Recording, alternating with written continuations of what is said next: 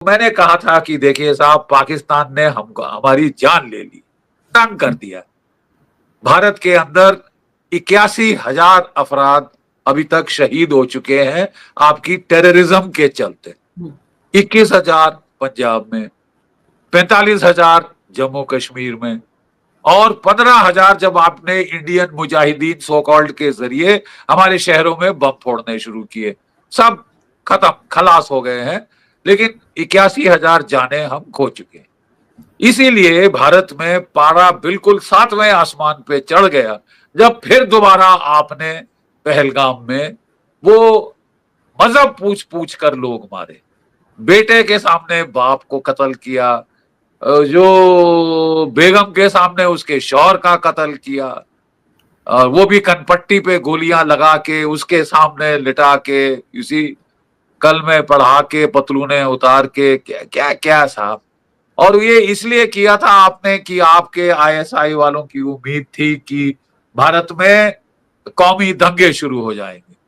मेरा ख्याल है सबसे पहले तो हम देखेंगे कि पहले ट्रंप के साथ मोदी के हालात ख़राब क्यों हुए। ठीक है, सबसे पहले तो इंडिया जो था पहले रशिया के साथ अपने अलायंस क्रिएट कर रहा था और इजराइल के साथ थोड़े बहुत थे, और उसके बाद इंडिया थोड़ा सा ना अपना मसल पावर शो कर रहा था और कह रहा था कि भाई हम दुनिया के विश्व गुरु बनेंगे और ये करेंगे वो करेंगे। एजेंडा है ना। हाँ ना, मतलब हम जी यूके से बड़ी इकॉनमी बन गए हैं, जो हमारे ऊपर हज़ारों सालों से वो 100-200 साल उन्होंने हम पे हुकूमत की, हम उनसे बड़ी इकॉनमी हो गए, हम ये हो गए। उसके बाद इन्होंने स्टार्ट की मसल पावर शो करनी। मसल पावर में इन्होंने सबसे पहले, इतने बेवकूफ़ हैं, इन्होंने सबसे पहले अमेरिका को ही मसल पावर शो करवानी शुरू कर दी कि भाई के मसल पावर इस तरह के भाईजान, अमेरिका इस तरह है, अमेरिका के साथ उनका जो क्या बोलते हैं, उनके जो आइज़ जिनकी बहुत करती थी यार, फॉरेन मिनिस्टर उनके थे, वो जब जाते थे, जब भी वो पूछते थे कि भाई अमेरिका आपको कहता है कि रशिया से आपने ऑयल नहीं परचेज करना, तो वो कहते थे भाई हमारे अपना मुल्क है, हम आज़ाद रियासत है, हम ये पॉजिटिव चीज़ है ना। वो कह रहे भाई हम डिसाइड करेंगे हमें क्या खरीदना है। अब जैसे मैं अपने घर में रहती हूँ तो मैं डिसाइड करूंगी ना मुझे क्या खरीदना है। अगर आप कहोगे चला ये ना खरीदो ये खरीदो, तो भाई मैं क्यों बात मानूंगी आपकी। तो दोस्तों, पाकिस्तानी मीडिया, पाकिस्तानी आर्मी, पाकिस्तानी सरकार किस तरीके से अपने लोगों को झूठ में रखती है, उसका जीता जागता सबूत आपको पाकिस्तानी लोगों की बातों में दिखाई देगा। इन लोगों को, इन जाहिलों को ये समझ लीजिए कि ऑपरेशन सिंदूर के वक्त हो या 1971 की लड़ाई हो या फिर कोई भी जंग हो, इनको बस एक ही चीज कही गई है कि बस सारी जंगें हमने जीती, भारत ने शुरुआत की। जिस तरीके से ये ऑपरेशन सिंदूर को अपनी हार के बाद भी जीत करार दे रहे थे, उसी तरीके से ये पिछले कई सालों से, ये जब से बने हैं ना, तब से ये लोग इसी तरीके से झूठ और प्रोपेगेंडा अपने लोगों को चूरन की तरह बांट रहे हैं। और उनके लोग इतने जाहिल है कि ये नहीं सोचते कि भैया क्या सच है क्या गलत है, एक बार चेक कर ले। नहीं, अपने लोगों को अपनी आर्मी ने, अपने मीडिया ने जो कहा वो डायरेक्ट चलते हुए बस में चढ़ जाते हैं। और वही दूसरी तरफ अमेरिका और भारत के रिश्तों की जो बातें हो रही है, उसको लेकर भी पाकिस्तानी किस तरीके से मजाक करते हैं। उनको लग रहा है कि भारत हमारी तरह नहीं बन पाया। क्यों? क्योंकि भारत गुलामी नहीं कर रहा है, भारत चीन की भी नहीं चाट रहा है, भारत अमेरिका की भी नहीं चाट रहा है, और भारत अपने गुरूर में है। तो भैया भारत गुलाम बनने की कभी सोच भी नहीं सकता और ना ही बनेगा। जो कश्मीर के लोग हैं, भारत के लोग इतने गुस्से खा जाएंगे कि वो जहां मिलेंगे उनको मारेंगे। ठीक है साहब, ऐसा कुछ नहीं हुआ। और सबसे बड़ी खुशी एक हिंदुस्तानी होने के जानिब मुझे ये है, पहली बार हमने जम्मू कश्मीर में हड़ताल देखी कि आपने साहब हमारे पेट पे लात मारी है। टूरिस्ट आते हैं तो हमारी आमदनी होती है, मुनाफा होता है, बरकत होती है। ठीक है साहब, और आपने टूरिस्टों को मार के हमारे पेट पे लात मारी है। कश्मीर वालों ने हड़ताल करी, जम्मू कश्मीर वालों कि साहब ये टेररिज्म के बरखिलाफ। पूरे भारत में ओवैसी साहब जैसे जो लोग जो क्रिटिसाइज करते थे, वो हमारी पार्लियामेंट्री डेलीगेशन लेके गए। तो मैं थैंक यू बोलना चाहता हूं आईएसआई को, पाकिस्तान को, उन्होंने हमारे देश को बिल्कुल इकट्ठा किया। ठीक है, आपके देश में भी हमने देखा कि जो पाकिस्तान की फौज, जिसे रोजाना गाली गलौज मिल रहा था, इमरान खान साहब ने जिनकी हालत पतली कर दी थी, और पहली बार हमने देखा कि कोर कमांडर के घर पे अटैक हुआ, उसका फ्रिज खाली कर दिया, उसकी जो क्राफ्ट चीज, एग्जॉटिक फ्रूट खा गए लोग, जो शुतुरमुर्ग जो मोर पाल रखे थे सफेद रंग के, उनको लेके वो लोग खा गए, इतनी भूख लगी थी। मतलब फिर बलूचिस्तान लिबरेशन आर्मी, खैबर पख्तूनख्वा में आपकी तहरीक तालिबान, पाकिस्तान फौज पे हर दिन हमले हो रहे थे। तो हमारा अंदाज ये है कि आसिफ मुनीर साहब को लगा कि एक भारत के साथ जंग हो जाए, वो सोच रहे थे छोटी मोटी जंग हो जाए, तो साहब हम जो है वो बड़ा फायदा होगा पाकिस्तान। हाँ, यहीं पे तो मसला आता है कि आप सुपर पावर कौन है इस टाइम।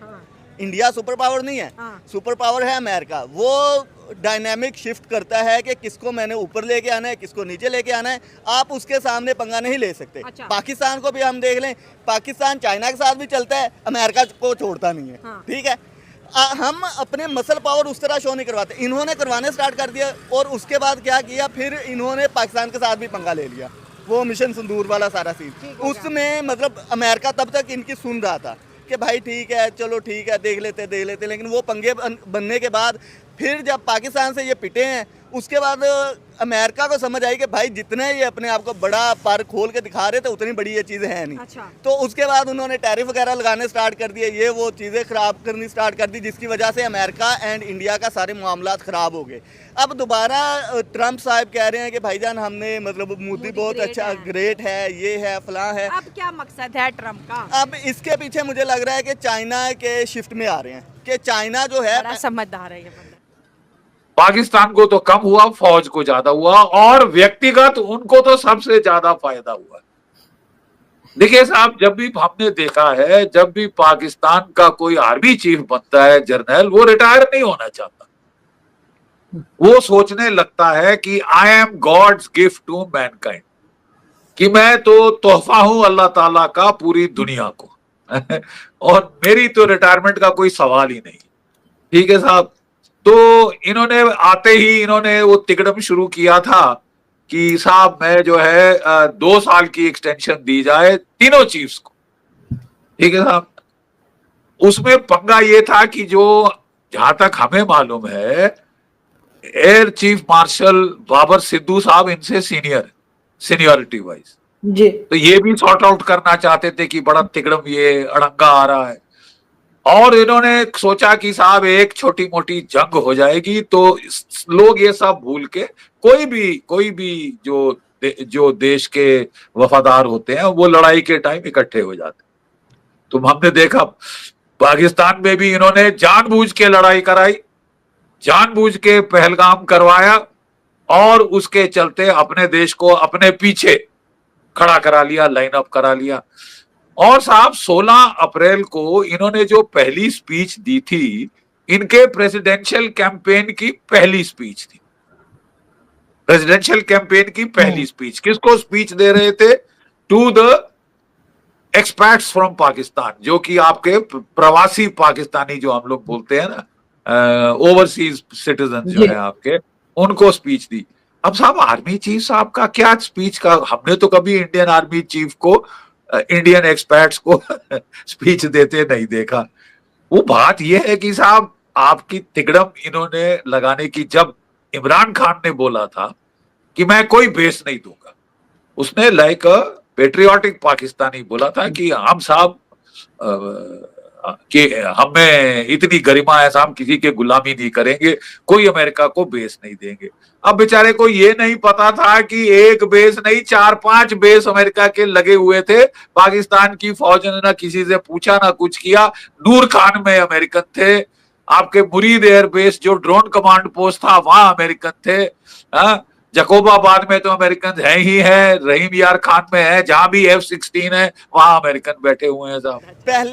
पहले हम देखते हैं कि चाइना जो था, चाइना को ही काउंटर करने के लिए इंडिया को पहले भी सपोर्ट किया जा रहा था, लेकिन इंडिया ने अपने ज़्यादा मसल शो करवाए और पाकिस्तान से पिट भी गया, जिसकी वजह से दोबारा इंडिया को लेफ्ट ओवर कर दिया गया। लेकिन अब दोबारा हम देखते हैं कि चाइना की BYD और इस तरह की जो बड़ी बड़ी कार कंपनीज हैं, दूसरी बड़ी कंपनीज हैं, वो सारी ही अमेरिका को मतलब कर रही हैं, कैप्चर कर रही हैं, और पूरी दुनिया में अमेरिका से बड़ी बन रही हैं। और अब ये तो इंडिया ने पावर शिफ्ट किया अमेरिका से चाइना की तरफ, इंडिया का भी तो यू टर्न है। देखिए अगर न्यूट्रल बात करें, हम कह रहे हैं ट्रंप ने यू टर्न लिया, तो यहाँ पर इंडिया ने भी तो यू टर्न लिया ना। इंडिया ने भी चाइना से हाथ मिला दिया, जो कि इंडिया का सबसे बड़ा दुश्मन है इस रीजन में। नहीं, इंडिया चाइना के बगैर चल नहीं सकता, सीधी सी बात है। अच्छा। चाइना से उनकी बिलियंस ऑफ डॉलर्स की इंपोर्ट्स हैं, ठीक है। ये उसके ऊपर आगे न्यूज़ के ऊपर, मीडिया के ऊपर आगे तो शोर डाल सकते हैं कि जी चाइना को हम ये कर देंगे, फलां कर देंगे, ये जी उधर लोगों को मारते हैं, ये करते हैं, लेकिन at the end backdoor channel से ये करते हैं ट्रेड। जो चाइना ने परेड किया उसके बाद तो दुनिया में कोई उनकी तरफ नहीं देख सकता। यही तो बात है। वो सारी चीज़ें करने के बाद अब जो मतलब असल क्वेश्चन हमारा ये है कि ट्रंप ने यू टर्न लेके दोबारा इंडिया को क्यों ऊपर लेके आ रहा है। वो यही है, उसकी मेन चीज़ ये है कि चाइना को काउंटर करना है, चाइना की जो पावर्स हैं उसको थोड़ा सा बैलेंस रखना है। ये नहीं कि हम इंडिया को भी लेफ्ट ओवर कर दें। इंडिया कल